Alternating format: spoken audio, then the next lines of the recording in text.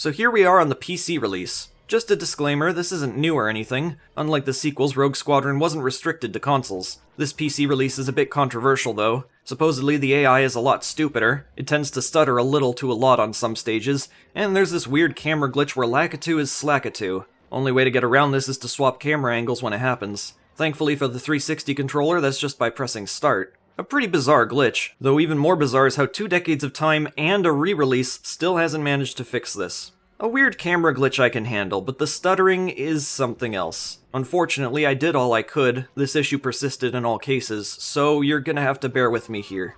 In Rogue Squadron, you follow Luke, Biggs, and Wedge on their piloting missions to save innocents and rebels alike from the Imperials. During a typical mission, you'll fly through an open-world environment guided only by peer commands and an orange indicator on the top right HUD. You'll encounter many firefights against TIE fighters and other types of machinery, from the pathetic Imperial probe droids to the towering AT-ATs. Going from the sequels to this first game is quite funny because of how much more simplified the game feels. There's no targeting computer, no wingman commands, your ship fires pretty slowly, though compared to the films even here they're too fast.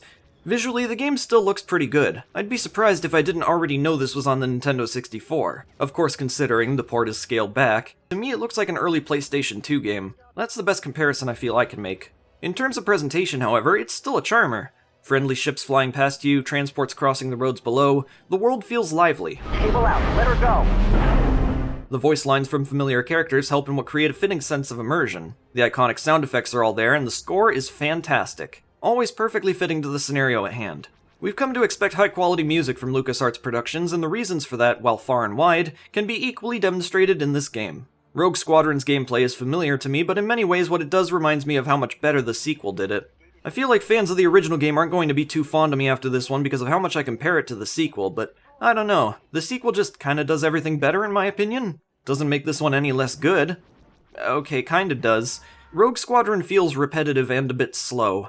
There are a lot of escort missions where you'll have to hover around an objective to keep it safe. These usually entail shooting down a bunch of TIE fighters. The objective will move a bit and then you do the same thing again. Sometimes you'll have to deviate from the path in order to break something like a shield generator, preventing the objective from progressing. Do that and, well, usually shoot more TIE fighters. I'm aware of the following games having a lot of that as well, but the fluidity of flight combat in those games just feels so much better to play. I guess that's in part what makes Rogue Squadron feel so slow in comparison. That isn't to say the game is without deviation. In a few stages you'll take down AT-ATs with your speeder. Oh, and with that said, of course keep in mind that there are a variety of ships they'll bestow upon you, each serving a unique role. One is better at bombing targets below, in addition having a strong exterior for more heated situations. One is faster in both speed and firing capabilities. Keep this going for roughly 2 to 3 hours and you've got enough of an experience to consider itself pretty balanced in what it tries to do. Also, yes, I am aware of the bonus missions. If anything, I find it funny to see how differently they handled the Death Star trench run compared to the sequel.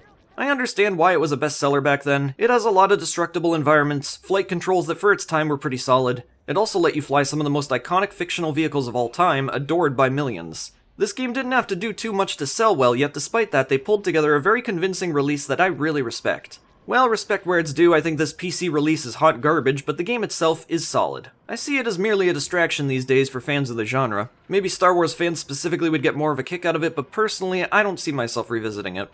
For those wowed by Rogue Squadron, something a lot crazier and more ambitious would soon be revealed to a new generation. After all this talk of the Rogue Squadron sequel, it must be pretty fun, right? New abilities, improved combat, better controls. Yep, they took this establishing series to a place that most sequels couldn't. So long, Nintendo 64, it's time for the GameCube. What better way to get into this than with a little Tatooine training? Okay, I know the music for this stage is from the movie, but this track suited to the emptiness of the Tatooine desert gives you the most unnerving vibes. Unfortunately, I can't play an audio sample as it's copyrighted. The original track is called The Dune Sea of Tatooine. It's from the soundtrack of A New Hope. So in this training stage you can learn the game, complete a couple simple challenges, and even find a bunch of neat Easter eggs scattered about the empty desert. Cool fun fact about this mission, the time of day changes based on the GameCube's internal clock. While we're here, might as well introduce the ropes. On the bottom left is your health. It's indicated by 4 bars that form a circle. They, all 4 represent the same interval, so I'm not sure why they designed it like that other than to look fancy. Your wireframe ship model there will have a seizure if you hit something. That's a nice detail. Special missiles are displayed on the bottom right. These depend on the ship you're using. When you bring up the targeting computer, you still got the regular HUD in the form of little screens inside the ship. The targeting computer I've found very helpful to get a better picture of where you're shooting. In the original game, all you had was hip fire, which just felt kind of wrong. Another reason to use this feature, negotiably the most important, is because it helps distinguish objectives from one another. Primary objectives have a green tint overlay to them, meaning you have to deal with them to complete the mission. Optional objectives have a purple tint, shoot 'em or leave 'em usually. This is your radar. It shows a lot of pretty little colors. Never tells you what any of those colors mean though. No, in fact, you need to look into the manual. So, red dots are enemies, green dots are allies, blue dots are special crafts or items. Lines above or below the dots indicate whether the represented dot entity is above or below you in 3D space. Fairly standard stuff as far as these things go. And that wraps up the training. You know, for a game with a lot of unlockable stuff, I'm surprised you never get the ability to use other ships here in Tatooine. It'd be a great way to test them out before bringing them into battle. This is the first stage, Death Star attack. It's a great introduction since it introduces all the basics of gameplay. Destroy some deflection towers by shooting at them, take out some TIE fighters, then it's off to the trench for the final blow. All the while you'll hear voice quotes ripped directly from the movie. Luke, you switched off your targeting computer. What's wrong? Nothing, I'm alright. As well as some original lines unique to the game, I think. The stage also gives off an incredible sense of depth with how large the playing field appears to be, even though if you do go a bit off track, the game will shove you back in. And that's one thing about this game, why is there no way to activate this flip manually? That'd be a very helpful function, honestly. Turning 180 degrees, while better than Rogue Squadron, is still a bit wonky. Otherwise, controlling your craft is an absolute breeze, so long as you don't try to go upside down. Several levels down the line will suggest you use a full 360 degrees of space, but the game's programming doesn't seem capable of doing that. It's kinda strange, but that's something the original game actually kind of could do in a way. I mean, it was still very flawed, but verticality had more freedom than it does here, I feel. In Rogue Leader, it always has a weird gravity issue where the ship always wants to be facing an upright position. When you're in space, I thought the whole point is that there's no gravity. This isn't a huge complaint, but I feel as if every player will at some point notice this. If that's a downer to you, let me bring you back up with squad commands. Don't feel like going ape-spit on a couple daring TIE fighters? Well, supposedly your wingmen have nothing better to do, so command them using one of the 4 D-pad directions, corresponding to different actions. They can be triggered at any time, though it'll pop up on its own every now and then as a reminder. This helps the game feel far more like you're working together as an actual squad. A rogue squadron, if you will. Oh, I don't think that was supposed to happen. Han? You okay there, pal? Still, things aren't perfect, and you might notice that early on as this stage. The issue here is with range. Rogue Leader's render distance of weaponry is kinda laughable. You have to be considerably close to something to be able to actually land a shot. Even as you proceed with the very first objective, you'll come across this unfortunate situation. Sure, when you're shooting down deflection towers, it's no big deal, they're standstill targets. TIE fighters, though, it can be a pain. Especially with how often the game asks you to do this. I feel like it's yet another way the developers lengthen out the experience. Yeah, making your way to a couple TIE fighters in the distance, no big deal. Doing this 100 times? Yeah, that's gonna add up. Not to mention, no matter how accurate you are at shooting in their direction, it always seems to take a number of tries to really land that shot. Before we move on to the next level, I just wanted to point out how good this game looks. The planet above you, the shadow detail on the X-Wing, the constantly spitting green lasers from the surface of the Death Star. This game holds up graphically. And by the way, this was a GameCube launch title. Things were looking good for the GameCube. Visually, anyways. The second mission is called Ison Corridor Ambush, and this, I believe, is a mission that isn't set during the films. One of Rogue Leader's big call to action is how the game recreates famous scenes from the big screen, something that I don't think Rogue Squadron did to any capacity prior, but I'm not 100% sure about that. In Rogue Leader, you get to relive these excellently designed moments for yourself, and there isn't much they could have done to better present these in 2001. Anyways, this one takes cues from the original Rogue Squadron with basically being an escort mission. Thankfully, there's always action going on though, unlike before. The moment the TIEs are gone, the mission continues. No slogging around, no wasted time. Third mission puts you in another craft for the first time. This is the Snow Speeder, effective for getting around cold environments quickly and carrying tow cables which are used to take down AT-ATs. This mission also marks the first time you'll swap from one ship to another, done by flying into this hovering blue Rebel Alliance logo. The fourth mission, I have to admit, is a bit of a slog. You have to wait an entire minute before anything shows up, then shortly after you're to disable a giant shield with your ion cannons. This is the Y-Wing craft, which has higher defense but slower speeds. In this mission, you'll use it to eliminate threats that are preventing a prisoner transport from escaping. Should the enemy do enough damage to the prisoner transport, the mission restarts. So yes, another escort mission unfortunately. This being the worst example of one because each time you fail, you have to restart from the very beginning of the level, yet again waiting a full minute for any action to take place. But at least you can shoot these asteroids, which is kind of fun, although that makes an even bigger demonstration of the limited range your weaponry has in this game. This mission also demonstrates how badly it needs just anything on screen to give away the current target. Just show a little transparent icon of the thing you're supposed to destroy. Anything. Try to take out the communication relays. What's it? If you can't tell, I did not like this stage. In the next mission, you take down a freaking Death Star.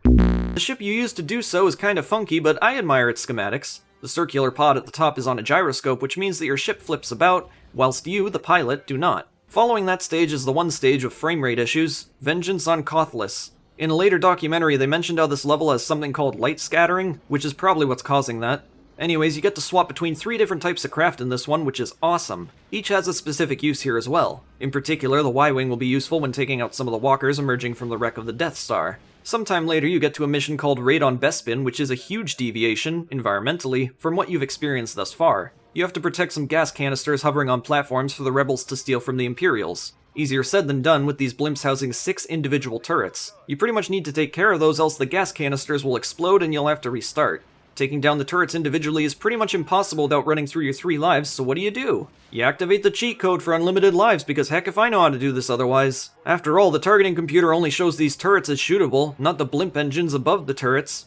Eventually you find that you can in fact shoot the blimp engines above the turrets, which will knock them down in one go. Though unlike everything else destructible in the game, the targeting computer doesn't acknowledge this as a thing you can do. So yeah, thanks for that. If not for telling me about that, another thing that could have helped would be some kind of lock-on mode so I wouldn't have to get so darn close to the turrets, risking my life each time I try. Need I mention there are like 10 or more of these blimps with 6 turrets on them each. Alright, so I got a few more notes here for Rogue Leader. Let's see, shaking off TIE Fighter stalkers. Yeah, what do you do about this? Nothing? The only way I've ever managed to get one of these off me is by spazzing around like a lunatic, giving anyone watching me a headache. But sometimes even that doesn't work. Now, I'm not denying a way to deal with this, I'm sure there is, otherwise why would they put it here? But I tried everything I could think of, even hard braking like you do in the trenches, being the one place where this actually does seem to work. Another note I've got here is about collision-based deaths. There were a number of these throughout the game that felt pretty unfair. I guess this is dependent on how you look at it though.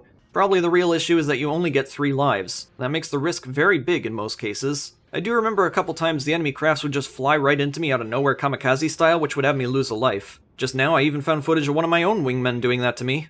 When it comes to these several flaws of Rogue Leader, there's always one thing that in the end always comes back to my mind. Once you have a complete and total understanding of how the game handles, the entertainment factor is phenomenal. The combat, the objectives, the immersion. I'm not exactly a connoisseur of flight games or anything, but from what I've played, this game tops all of them. Once you've finished the main game, you can go back and repeat previous missions using other craft. It's a bit of a gimmicky way to add replayability, but I liked it. The missions feel so iconic with their default classes that it feels kinda weird playing them with others. I'd say it's at least worth giving a shot if you enjoyed the game as much as I did. There are 2 awesome bonus levels where you get to play as the Imperials, but unfortunately I didn't perform well enough to unlock them this time around. Rogue Leader is an excellent game with some technical issues that I really don't think are that bad, definitely not enough to keep it away from its excellent status. Not to mention just how dramatic of an improvement this was over the game before it. The visuals are fantastic, the sound is incredible, the gameplay is solid if a little clunky, but extremely enjoyable in all the right places. Rogue Leader is awesome. And here's where, according to most, things go downhill. Rogue Squadron 3 Rebel Strike. First and foremost, I will admit this game does do a lot of things wrong, but the stuff it did right in the last game, it's still here. Many of the missions in Rebel Strike could be considered expansions to Rogue Leader, and dare I say the diversity of these missions make Rebel Strike at times feel like a superior experience. Yes, at times. Moments. Because otherwise, well, just take one look at this, really.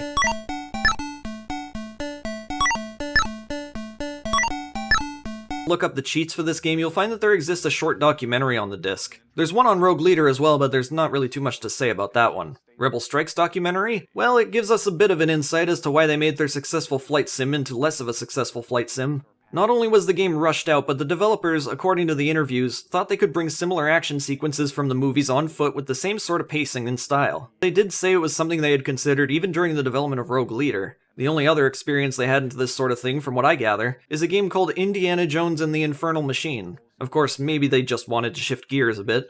Well, they go on to talk about how difficult it was to program all this new content into the game, in which the engine for it wasn't built with in mind. They had to basically rewrite the engine, and supposedly this made the game about as technically difficult to make as Rogue Leader was initially. Where we made a big mistake was underestimating how long it would take to completely rewrite and re-engineer a new landscape engine. It turned out to be very, very stressful. Factor in the many issues, and it starts to make a bit more sense why people didn't look back on this game too fondly. The on-foot segments are just messy. Let's start over. So it begins with Tatooine Training 2.0, more. Here you'll learn to do basic things in a Resident Evil camera perspective. This is maintained for all the on-foot segments of the game, and yes, it is as awkward as it looks. So Rebel Strike starts off very similarly to Rogue Leader. Instead of deflection towers, you're destroying enemy transport units. Both standstill targets. Oh, how I love the explosions in this game. Then there's a section of TIE Fighter dogfighting, and we're landing. Mission complete? No, you knew it was coming. Here's our legendary introduction to the, well, what I like to call it, move the analog stick and spam the A button game. That's really all there is to these moments. Sometimes they'll introduce you to a turret, which upon activating will just dogpile a bunch of stormtroopers in your general direction. It's funny how even the LEGO games achieved far beyond what this one did. In addition to walking, now you can pilot ATSTs, blurgs, speeder bikes. You can hop from one ship to another in one instance. Actually, come to think of it, a lot of these things are one instance. If you came to Rebel Strike just to get more flight stuff, here's the list of levels that have none of the gimmicky new stuff in them. Raid at Baccarat, Defenders of Raltier, Deception at Destrilion, Fondor Shipyard Assault, Attack on the Executor. That's 5 levels. In total, the game has 19 levels. Oh dear. Here are the levels that are exclusively based on gimmicky new stuff. Defiance on Dantooine. You ride on a speeder bike. Extraction from Raltier. You pilot an ATST. Guns of Dubrillion. Again, you pilot an ATST. Speeder Bike Pursuit. I think you can guess what you do in this one. Trials of a Jedi. You're just walking. The Sarlacc Pit. You're jumping from tiny ship to tiny ship. This mission lasts 1 minute. Triumph of the Rebellion. For a third time, you're on the ATST, followed by walking around. So if you came only for the stuff you liked in the last games, that's 7 missions this time around you might consider skipping. By the way, I'm only telling you this because there's easily accessible cheat codes to unlock all the levels. I personally don't feel like the on-foot stuff is worth playing. You're better off playing LEGO Star Wars, honestly, as this feels like a far less inspired iteration of what Traveler's Tales pulled off literally a year and 4 months after this game came out. Something about Yoda telling me to press the B button just feels wrong. Press the B button to call on the Force. And here we see Luke Skywalker run right into a group of Imperials by himself with a single blaster. Now, are these all worth skipping? I don't know. The ATST missions are alright, I guess. The speeder bike missions are, again, alright. The ATST stuff makes sense at least. I'd say give them a try if you're interested, but even then it doesn't control very well, it's very slow, and the level design for those stages is pretty bleak. Same goes for the biker stages, except for the slow part. It's very, very not slow. Well, unless you're doing this. You might wonder what's up with this weird interface here. Actually, come to think of it, I haven't addressed the menus at all in these games yet, have I? Here's Rogue Squadrons, here's Rogue Leaders, and here's Rebel Strike. Oh my god, what have they done? What kind of level select is inverted vertically anyways? Right, so they've split the game into 3 campaigns. Luke's, Wedge's, and hell if I knows. The middle missions have you play as a group, kinda. You'll either not play exclusively as one character, or you'll play a character that doesn't have as much screen time to give their own dedicated campaign slot. What order do you play these in? I don't know. I don't even think the developers themselves knew. There really isn't much cohesion here. It's just based on the movie scenarios, and I think some unique scenarios too. One thing I noticed pretty early on about Rebel Strike's level selection is that the narration got lazy, because he says 3 times as much in Rogue Leader. Using captured Imperial TIE fighters, launch a sneak attack on the Imperial shipyards of Fondor. A secret Imperial installation has been detected in the heart of the Maw, a dangerous region of space near Kessel. Locate the Imperial installation and inflict as much damage as possible before Imperial reinforcements arrive. Maybe the reason is because in that game you had to more or less rely on him and the starting cutscene of a mission to figure out what the heck to do. In Rebel Strike it's all fairly straightforward. They even have on-screen prompts now. So hey, at least they made a number of quality of life improvements to the formula. They just focused more on the gameplay that nobody asked for. Yeah. Should cause a chain reaction. Here's your chain reaction. Thought I'd point out the following. There's a level called Deception at Destrilion, and if you've played Rebel Strike, I'm sure you remember this one, particularly because of how bizarre it is. I've got a bad feeling about this. It feels more like something you'd see in Star Trek, honestly. There's this big weird energy laser tube force field that for some reason you decide to just go into because why not? Even the music is telling me I shouldn't be here right now. Past the spooky tube, there are special experimental Imperial TIE hunters that you'll have to fight off in a big old blimp. The Empire is definitely trying to protect something. After you're done shooting down the last TIE hunter, a feat far more difficult than necessary due to the reliance on a full 360 environment, a new tube like the first one opens up for you to slip through. And at the end of this mysterious tunnel are... Is there anything there at all? All I can see is an Imperial supply convoy. So Wedge turns back around and you never hear about any of this ever again. The mission isn't over. Now you'll have to go onto this nearby planet because they're shooting at you, and you can't enter hyperspace while this is going on, according to them. So now they gotta go down there and destroy their anti-air guns. Then you can finish your mission. That which follows takes far longer than any of the stuff before it as well. So, right, just what the heck was up with this single, unpartitioned mission with two very different objectives? The developer commentary states that this was originally a larger mission where you'd both pilot a Walker and Y-Wings in addition to your A-Wing. It would end with you destroying a large airborne installation, specifically this thing as seen in pre-release concept art for the game. Personally, I find this explanation provides more questions than answers. Why was there a secret facility? What were they protecting? Why were there experimental Imperial TIE hunters? Why any of this? And why does it turn into a planet anti-air destruction mission? I don't know. Someone needs to reach out to those old developers or something because I feel like this mission was originally something way more awesome. Fun freaking fact, I never beat this mission some 15 years ago when I first played it. I always died before I could exit the place. Coming back to it so many years later, I am extremely disappointed to find that there's no actual resolution to this situation whatsoever. At least for most of the other missions when you complete them, you get a scene of Vader talking to 3D model Palpatine, and it's pretty hilarious that no matter what the rebels do to put a stop in their plans, Palpatine is always like, "No matter, it changes nothing to our plans." Like, dang, props for your optimism, dude. Nothing which the rebels do will avert their fate. At the end of the day, you still managed to turn it into a positive. We should all strive to be more like 3D model Palpatine. So, is that it? Actually, yeah, I don't have much to say about Rebel Strike because what's good here is much like Rogue Leader. I like it a lot. What's not good here is everything else. This will probably depend on the person, but I see Rebel Strike as worth it for the missions that are fun. Just make sure you gather up some cheat codes and unlock them all first. It's just a shame that so many of these have annoying gimmicky segments scattered between them. Like for example, that mission Relics of Geonosis. It both starts and ends phenomenally. Why did they have to put this dumb wedge on-foot nonsense between it for the majority of the level's running time?